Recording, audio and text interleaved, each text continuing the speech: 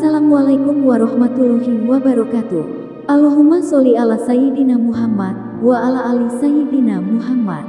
Pemirsa yang dirahmati Allah, marilah kita simak ceramah dari Ustadz Adi Hidayat dengan tema Ciri Mukmin yang Kuat. Sebelumnya marilah kita perbanyak sholawat minimal 1000 kali sehari, agar hidup kita penuh barokah dan mendapatkan syafaat kelak. Marilah kita doakan agar Ustadz Adi Hidayat sekeluarga diberikan kesehatan dan kebahagiaan dunia dan akhirat. Amin ya robbal alamin. Hadirin jamaah Jumat rahimani wa rahimakumullah. Mengawali ibadah Jumat ini, kita bersyukur pada Allah Subhanahu wa taala di antara sekian hamba Allah yang berkehidupan dan menyatakan beriman sampai detik ini. Kita yang masih diberikan kemampuan dan kekuatan untuk menunjukkan keberimanan kita kepada Allah dengan menunaikan ibadah Jumat berjamaah. Demikianlah panggilan Jumat dibuka dalam Al-Quran dengan kata iman. Bahkan disebutkan dengan penamaan surahnya surah Al-Jumu'ah, surah ke-62 di ayat yang ke-9. Ya ayyuhalladzina amanu idza nudiya lis-salati min yaumil jumu'ati fas'au ila dzikrillah. Hei seluruh yang telah menyatakan dirinya beriman kepada Allah, apapun statusnya, bagaimanapun keadaan dan pekerjaannya, selama ia merasa memiliki iman dalam dirinya, maka di antara pembuktian iman itu, idza nudiya lis-salati min yaumil jumu'ati, bila ada panggilan sudah terdengar untuk menunaikan ibadah Jumat, fas'au ila dzikrillah, maka dengan iman itulah ia respon panggilan Jumat dan bergegas menunaikannya untuk mengingat Allah Subhanahu wa taala. Alhamdulillah, di antara sekian orang yang menyatakan beriman, kita diberikan kekuatan untuk membuktikan keberimanan kita untuk memenuhi panggilan Jumat di hari ke-21 bulan Dzulhijjah 1445 Hijrah ini. Semoga Jumat kali ini dijadikan oleh Allah Subhanahu wa taala sebagai rangkaian Jumat terbaik dari sekian Jumat yang pernah kita tunaikan. Hadirin, terdapat satu hadis yang didokumentasikan oleh Imam Muslim bin Hajjaj dalam kitabnya Sahih Muslim nomor hadis 2664 dan tersambung sanadnya, silsilah periwayatannya pada sahabat mulia Abu Hurairah Abdurrahman bin Sahr radhiyallahu taala anhu dari Nabi sallallahu alaihi wasallam bahwa satu ketika Nabi memberikan satu nasihat kepada kalangan sahabatnya. Di antara kita seringkali ingin minta nasihat kepada ulama, minta nasihat kepada tokoh. Hadis ini memberikan kesempatan kepada kita untuk mendengar langsung nasihat dari Nabi Agung Muhammad SAW. Di antara sekian nasihat beliau sampaikan, qala Rasulullah SAW, al-mu'minul qawiyyu khairun wa ahabbu ila Allah minal mu'minid dha'ifi wa fi kulli khair. Al-mu'minul qawiyyu, insan beriman yang kuat itu, khairun wa ahabbu ila Allah, dipandang lebih baik dan lebih dicintai oleh Allah minal mu'minid dhaif, dibandingkan dengan orang yang mengaku beriman tapi lemah. Wa fi kulli khair, dan kekuatannya ini digunakan pada beragam aspek kebaikan. Rawahu Muslim, hadis diriwayatkan oleh Imam Muslim. Hadirin, hadis ini menurut para ulama setidaknya memberikan kesan positif yang ditekankan pada 3 aspek. Kesan positif ini dikhususkan oleh Nabi SAW pada sifat orang beriman. Seakan ingin memberikan sebuah kesan bahwa jika ada orang mengaku beriman, maka ia tidak akan lepas dari sifat ini. Jika Anda datang ke Jumat ini dan mengatakan, saya termasuk yang beriman ya Rasulullah, maka buktikan keberimanan kita dengan setidaknya memenuhi sifat yang diterangkan oleh Nabi SAW dalam hadis berikut ini. Satu aspek pertama, disebutkan oleh para ulama yang dimaksud insan beriman yang kuat itu yang paling pokok adalah kekuatan spiritualnya, kekuatan imannya. Kuat fisik, bagus. Kuat intelektual, bagus. Tapi dasar yang paling pokok adalah kekuatan spiritualnya, kekuatan imannya. Yang dengan iman itulah kemudian melahirkan satu buah yang disebut takwa, dan takwa itulah akumulasi semua sifat kebaikan yang melekat pada diri dan jiwa manusia. Jujur, itu sifat. Sabar, sifat. Rendah hati, sifat. Penyayang, sifat. Akumulasi seluruh sifat itu dalam bahasa Al-Quran, bahkan di standar bahasa Arab sekarang disebut dengan takwa namanya. Sumber takwa dasarnya ada pada iman. Untuk itulah ketika Al-Quran membuka pertama kali kata takwa, disandingkannya dengan kata iman. Dzalikal kitabu la raiba fi hudal lil muttaqin. Siapa orang takwa yang dimaksud di sini? Alladzina yu'minuna bil ghaib, yaitu orang yang meyakini, memiliki iman kepada Allah walaupun belum tampak dalam pandangannya. Iman disandingkan dengan takwa. Beberapa bulan lalu kita menunaikan puasa, dibuka dengan kata iman, diakhiri dengan kata takwa. Ya ayyuhalladzina amanu kutiba alaikumus shiyam kama kutiba alal ladzina min qablikum la'allakum tattaqun. Seorang pemilik iman secara otomatis, kata Al-Quran, seharusnya memiliki akumulasi takwa. Jika memiliki takwa, maka secara otomatis terhimpun pada dirinya semua bekal-bekal sifat kebaikan. Orang takwa itu pasti jujur. Orang takwa itu pasti rendah hati. Orang takwa itu pasti penyayang. Menjadi suami bertakwa, suami yang sayang pada istrinya. Ayah yang takwa, ayah yang sayang pada keluarganya. Pimpinan yang bertakwa, pimpinan yang sayang pada anggotanya. Demikian sifat takwa ketika menyemai dan terkumpul dalam jiwa yang terlahir semua sifat kebaikan. Beruntung kita, seluruh instrumen kebangsaan yang melekat dan menyemai Negara Kesatuan Republik Indonesia, dasar yang melekat di dalamnya adalah sifat-sifat takwa.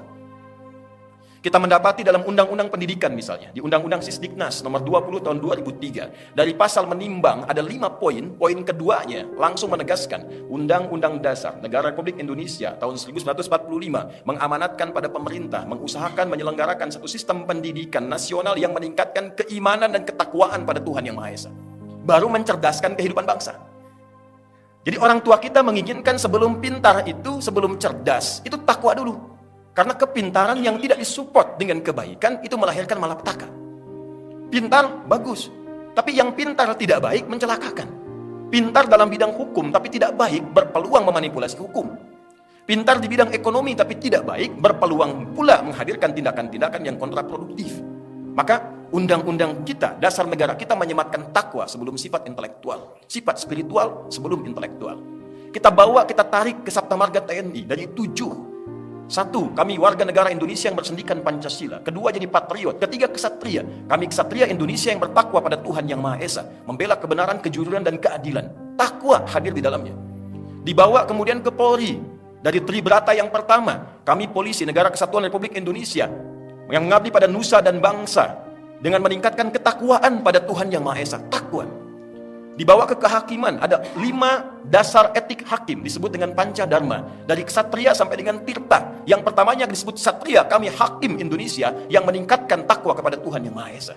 Bersyukur kepada Allah karena di preambul Undang-Undang Dasar 1945, negara ini sudah ditegakkan dengan dasar atas berkat rahmat Allah yang Maha Kuasa, dan ditanamkanlah sifat takwa di dalamnya. Jadi ketika Nabi mengatakan al-mu'minul qawiyyu, orang beriman yang kuat itu, sekarang Anda jadi apapun silahkan. Jadi pemimpin, bagus. Jadi birokrat, bagus. Jadi hartawan, bagus. Jadi insinyur, istimewa. Bangun bangsa ini dengan semua yang bisa kita dedikasikan. Tapi di saat yang sama, kita disebut hebat dan baik dalam pandangan Allah ketika semua kreasi kita itu didorong dengan sifat-sifat kemuliaan yang disebut dengan takwa. Itulah orang hebat yang sesungguhnya. Dasar yang kedua, tidak cukup dengan soleh saja. Tidak cukup dengan baik saja. Maka ada yang kedua tafsir ulama, al-mu'minul qawiyyu, orang beriman yang kuat itu, tafsir yang kedua adalah kuat intelektual, kuat pengetahuan. Soleh, bagus. Soleh tapi tak pintar, bermasalah. Soleh bagus tapi tak menguasai ilmu, berfatwa, bisa salah. Yang benar jadi salah, yang salah kemungkinan benar. Itulah sebabnya Nabi pernah mengatakan, hadis riwayat Muslim, nomor hadis yang ke-11, jilid pertama dari 9 jilid di Sahih Muslim. Ketika Nabi mengatakan, sayati alaikum unasun au kama qala, akan tiba satu masa, segolongan manusia datang, yuhadditsunakum bima lam tasma'uhu wa la yasma'unahu aba'ukum. Datang orang-orang seperti kelihatan pintar, seperti kelihatan soleh, tiba-tiba jadi ustadz, jadi kiai, standarnya tidak ada, memberikan fatwa, fatwa yang mengagetkan, membuat kita heran, apa seperti ini ajaran agama? Kata Nabi, jangankan Anda yang heran, orang dulu pun kalau dengar ikutan heran. Karena itulah hadirin, datang ayat-ayat Quran untuk mensupport kita. Bahkan wahyu pertama berkata, Iqra, baca. Afala yanzuruna ilal ibili kaifa khuliqat, riset. Bahkan di dunia hewan, riset. Baru bangun tidur, langsung Nabi menyampaikan dalam hadis riwayat Abu Daud, nomor hadis 1367. Bangun dari tidur, kita sudah diminta berpikir, meningkatkan sifat intelektualitas kita, meriset semua kemungkinan di langit dan di bumi serta semesta. Inna fi khalqis samawati wal ardi wa ikhtilafil laili wan nahari la ayatin li ulil albab. Alladzina yadhkuruna Allaha qiyaman wa qu'udan wa 'ala junubihim. وَيَتَفَكَّرُونَ فِي خَلْقِ السَّمَاوَاتِ وَالْأَرْضِ. يَتَفَكَّرُونَ فِي خَلْقِ السَّمَاوَاتِ وَالْأَرْضِ. Baru bangun tidur, kita diminta oleh Allah sudah pintar. Itulah sholat pertama kita disebut dengan subuh. Dari kata asbah, artinya sesuatu yang terencana dengan baik, yang terukur, yang punya standar. Sebelum kita mengerjakan tugas, bangun, siapkan mau kerjakan apa hari ini, rencananya apa, planningnya apa. Jangan sampai ada orang beriman ditanya jam 7 di mana, saya belum tahu. Jam 12 mengerjakan apa, saya belum paham. Anda bangun dari tidur, sudah punya rencana, datang kepada Allah lewat sholat subuh, minta dimudahkan urusannya, dilancarkan pekerjaannya. Itulah kekuatan spiritual dan kekuatan intelektual. Anda soleh, bagus. Anda pintar, istimewa. Tapi fisiknya tidak kuat, tidak banyak yang bisa kita dedikasikan. Karena itu pada bagian yang ketiga adalah kekuatan jasmani, kekuatan fisikal. Bagus dari dalam spiritual, bagus secara intelektual, dan kuat secara fisikal. Itulah sebabnya kita temukan kisah-kisah Nabi pun berolahraga. Nabi bahkan bergulat. Nabi kadang-kadang balap lari dengan istrinya. Jadi ketika dibentuk Kementerian Pemuda dan Olahraga, ada disporanya, itu bukan sekedar bagaimana memfasilitasi anak bangsa jadi kuat. Kalau kita niatkan sebagai ibadah kepada Allah, itu bagian wujud keimanan kita kepada Allah Subhanahu wa Ta'ala. Maka niatkan bagaimana dengan kuatnya fisik kita bisa berbuat baik. Bukan sekedar olahraga. Kalau cuma olahraga, yang lain juga bisa. Nanti yang ditanya oleh Allah, iman Anda di mana? Iman kamu di mana? Apa yang membedakan Anda dengan orang lain? Ketika pingpong kuat, ketika sepak bola kuat, kenapa ketika Jumatan tidak kuat? Kenapa ketika baca Quran tidak kuat? Di mana spiritualnya? Kalau cuma olahraga saja, olah fisik saja, setiap orang bisa melakukan. Tapi yang dibutuhkan olah rasa, olah karya, olahraga. Sehingga kita bisa kerja cerdas, kerja keras, dan kerja ikhlas dalam kehidupan kita. Itulah satu hadis yang diingatkan oleh Nabi SAW. Semoga hadis ini memberikan motivasi lebih kepada kita yang hadir khususnya di Jumat ini untuk semakin menjadi hamba yang paripurna, kuat spiritualnya, kuat intelektualnya, dan kuat secara fisikalnya. Barakallahu li wa lakum fil Qur'anil azim wa nafa'ni wa iyyakum bima fihi minal ayat وذكر الحكيم وتقبل مني ومنكم تلاوته إنه هو السميع العليم ادعوا الله يستجب لنا ولكم جميعا.